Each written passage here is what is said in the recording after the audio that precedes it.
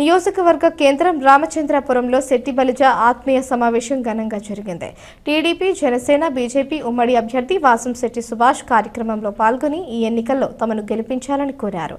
శెట్టిబలిజ కులంలో పుట్టడం తన అదృష్టంగా పేర్కొన్నారు. ఇప్పటి వరకు ఏ నాయకుడు తమ కులానికి న్యాయం చేయలేదన్నారు. పిల్లి బోస్ గత 30 ఏళ్లుగా ఎవరికి ఏం చేసింది లేదని, ఆయన వల్ల ఉపాధి లేక నియోజకవర్గ ప్రజలు హైదరాబాద్ వలస వెళ్లిపోయారని అన్నారు. ఆయన ఎన్ని పదవులు చేసినా తన స్వలాభం కోసమే తప్ప ఏ నాయకుడిని ఎదగనివ్వలేదన్నారు. ఈసారి తనకు ఒక అవకాశం ఇస్తే నియోజకవర్గ అభివృద్ధికి పాటుపడతానన్నారు. ఉద్యోగ కల్పనతో పాటు పేద విద్యార్థులను ఉచితంగా చదివించే ప్రయత్నం చేస్తానన్నారు.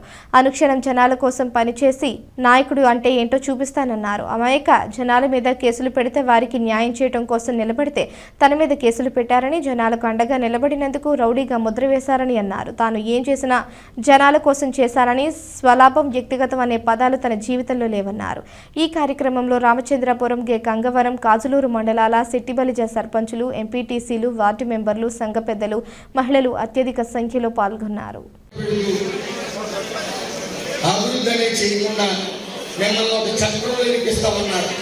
అది దాటుకుని బయటికి రావాల్సిన పరిస్థితి అందరికీ ఉంది.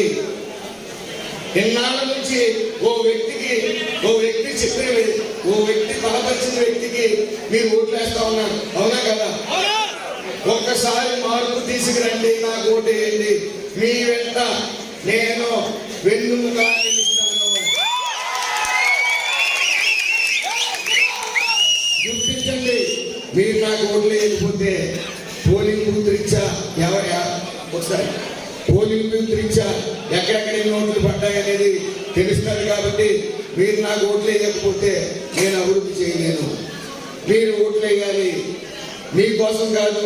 ఈరోజు ఆడవాళ్లే చైతన్యపడాలి. ఎందుకంటే ఒక సొసైటీ మారాలంటే ఆడవాళ్ళ రాజకీయాలు చేతిలోకి తీసుకోవాలి. మీ పిల్లల కోసం, మీ పిల్లల భవిష్యత్తు కోసం తీసుకోవాలి. మీరు మీ పిల్లలను మార్చగలరు. అలాగే నాకు మీరు ఎవరో బాధపడద్దు. నాకు మగవాళ్ళ మీద చాలా తక్కువ నమ్ముకుంటారు. ఎందుకంటే దేనికో దానికి లొంగుతారు. మగవాళ్ళు బయట తిరుగుతూ ఉంటారు. బయట తిరుగుతున్నప్పుడు వీళ్ళ ఫ్రెండ్స్ చేతో, లేకపోతే వీళ్ళ గురువుల చేతో, వీళ్ళు ఉద్యోగం చేసి యజమానుల చేతో వీళ్ళని ఒరే అక్కడ కోసి గారికి చేయని చెప్పిన దానికి లొంగిపోతారు. కానీ ఆడవాళ్ళ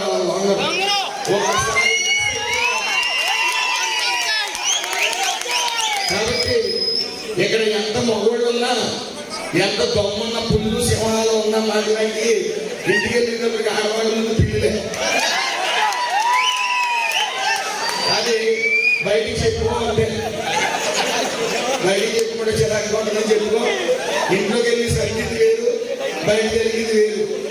కాబట్టి మీ అందరినీ కోరేది ఒకటే, ఆడవాళ్ళందరినీ కోరేది, మీ బిడ్డగా వచ్చాను, మీ తమ్ముడుగా వచ్చాను, నాకు ఒక అవకాశం ఇవ్వండి. నేను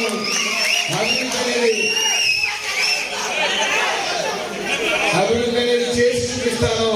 నేను ఎప్పుడు ఇంకో మాట చెప్తా ఉన్నాను, నేను నైట్ వెలుగులోకి వచ్చిన వ్యక్తిని కాదు, నేను జనాల నుంచి వచ్చిన నాయకుడిని.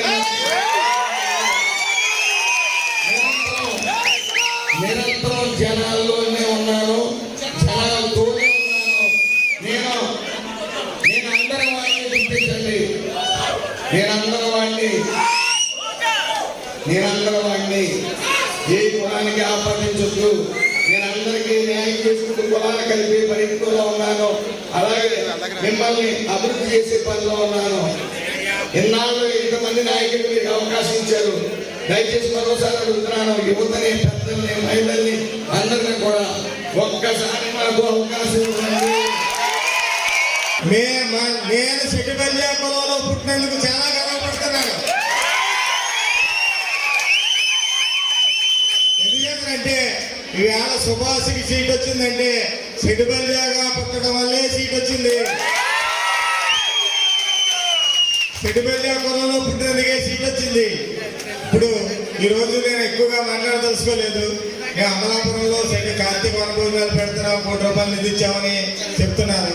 కానీ ఈ రామచంద్రపురం నియోజకవర్గంలో సెట్టిపల్లిల అభివృద్ధికి ఈ రోజు వరకు సరిగ్గా కృషి చేసిన వాళ్ళు లేరు. నాయకులు వచ్చి అలాగే ఉన్నారు 20 సంవత్సరాల నుంచి. కొన్ని ఏరియాల్లోకి వెళ్తే మన పేటలకి రోడ్లు లేవు, చదువుకునే వాళ్ళు తక్కువయ్యారు, ఉద్యోగాలు వాళ్ళు తక్కువయ్యారు, వ్యవసాయం మీద ఆధారపడిన వాళ్ళు ఎక్కువయ్యారు. ఈ రోజు నేను చెప్పబోయేది ఏంటంటే, ఈ రామచంద్రపురం నియోజకవర్గంలో సుభాష్ గెలిచేసిన తర్వాత ఒక స్థిర నిధిని రామచంద్రపురంలో మా సొంత మన సిద్ధిపల్లి కుల అభ్యున్నతికి మన కులానికి ఉన్న యువకులందరికీ ఉద్యోగాలు వచ్చేలాగా కృషి చేస్తామని, అలాగే అమలాపురంలో ఉందంటే సుభాష్కి ఒక స్కూల్ ఉంది, చాలా మంది పిల్లల్ని ఉచితంగా చదివిస్తాడు.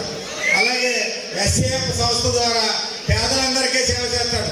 అవన్నీ కూడా రామచంద్రపురం నియోజకవర్గంలో తీసుకొచ్చి మన సిద్ధిపల్లి అందరినీ ఆదుకుంటామని సభాముఖంగా మాటిస్తూ సెలవు తీసుకోండి.